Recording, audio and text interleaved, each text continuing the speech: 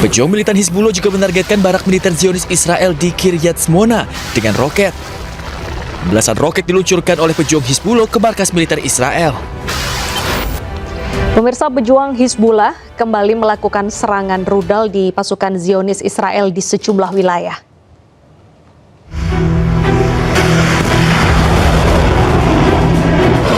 Pejuang Hizbullah merilis video serangan rudal yang menargetkan tentara Zionis Israel.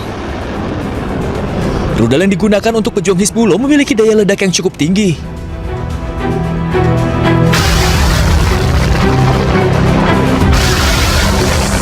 Pejuang militan Hizbullah juga menargetkan barak militer Zionis Israel di Kiryat Shmona dengan roket. Belasan roket diluncurkan oleh pejuang Hizbullah ke markas militer Israel. Serangan ini merupakan serangan balasan yang dilakukan Israel terhadap Lebanon.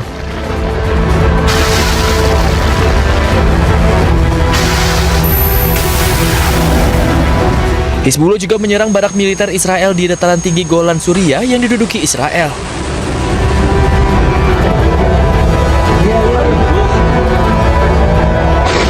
Tak hanya roket, drone milik pejuang Hizbullah juga menembus langit Israel.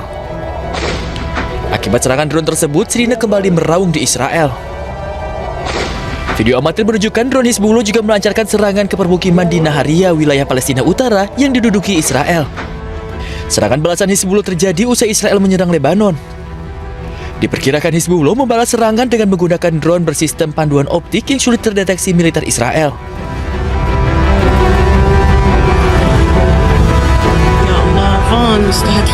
Sementara serangan drone Israel membidik 2 mobil di Elgia, Lebanon hingga hancur.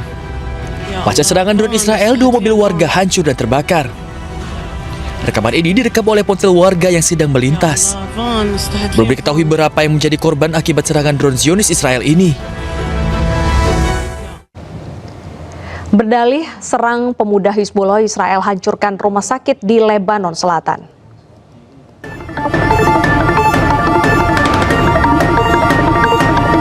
Israel menyerang rumah sakit Tep9 di Lebanon Selatan. Kerusakan terlihat di bagian dalam rumah sakit akibat serangan udara Israel. Alat-alat medis hingga kendaraan di rumah sakit hancur berantakan. Rumah sakit yang rusak ini diketahui milik pemerintah Lebanon. Dari serangan itu, Israel berdalih menyerang seorang pemuda yang diklaim anggota dari Hizbullah yang tengah berada di sekitar rumah sakit Tep9. Tentara Israel bahkan merilis rekaman yang menunjukkan seorang pemuda tewas akibat serangan drone FPV di Lebanon Selatan. Serangan pesawat tak berawak Israel ini menewaskan seorang pemuda yang tampak sudah terluka.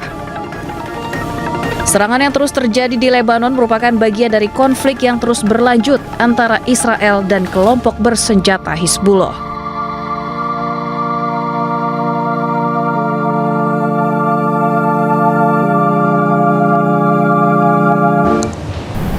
Perdana Menteri Israel Benjamin Netanyahu menyebut pihaknya akan terus menyerang Lebanon dengan difokuskan pada kota Bin Jebel.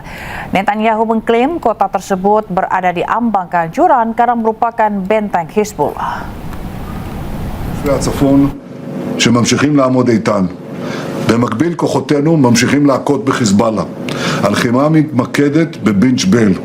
בין ג'בל זו הייתה בירת חיזבאללה בדרום לבנון. זה המקום שחסן נסראללה אמר לפני 26 שנים, הישראלים הם קוראי עכביש. אנחנו עומדים להכריע את בין ג'בל, אנחנו עומדים בעצם לחסל את המעוז הגדול הזה של חיזבאללה. במקביל נתתי אתמול הנחיות לצה"ל להמשיך לעבות את אזור הביטחון, וגם לפרוס אותו מזרחה למורדות החרמון, כדי שנוכל לעזור עוד יותר טוב לאחינו הדרוזים בשעת מצוקה. במקביל אנחנו מנהלים משא ומתן עם לבנון. המשא ומתן הזה לא התקיים 40 שנה ומעלה. זה מתקיים עכשיו כי אנחנו מאוד חזקים והמדינות באות אלינו, לא רק לבנון. במשא ומתן עם לבנון 2 יעדים מרכזיים. 1, פירוק חיזבאללה, ו2, שלום בר קיימא. Di hari yang sama dengan serangan Israel ke Lebanon, negosiasi damai antara kedua negara digelar di Amerika Serikat. Namun pertemuan keduanya belum membawa hasil.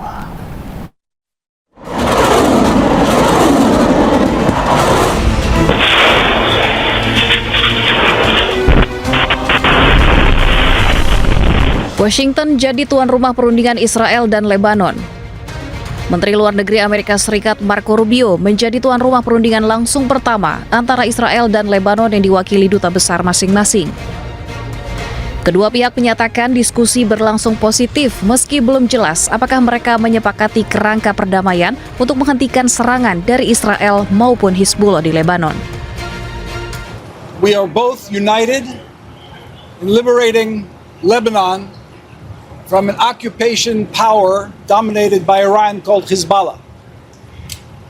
Lebanon is under their occupation, and we are suffering from their constant barrages of missiles and terror attacks trying to cross our border. We talked about a number of things, and most importantly, the vision, the long-term vision, where there'll be a clearly delineated border between our countries.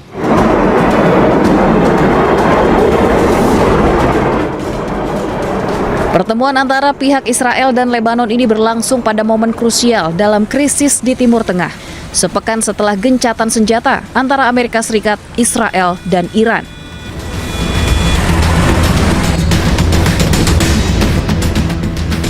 Sebagai mediator, Amerika mengakui bahwa pembicaraan antara kedua negara tidak akan menyelesaikan seluruh masalah yang ada di Timur Tengah. Namun diharapkan dari pertemuan ini dapat membantu membentuk kerangka perdamaian.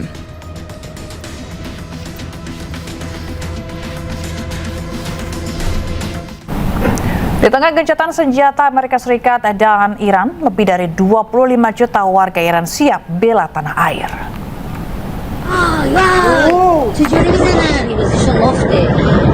Usai perang di Timur Tengah berlangsung lebih dari 1 bulan, Amerika Serikat dan Iran sepakat melakukan gencatan senjata.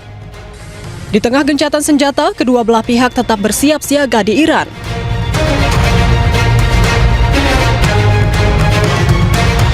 Media berita Iran Tasnim News Agency menyebut lebih dari 25 juta warga Iran siap membela tanah air.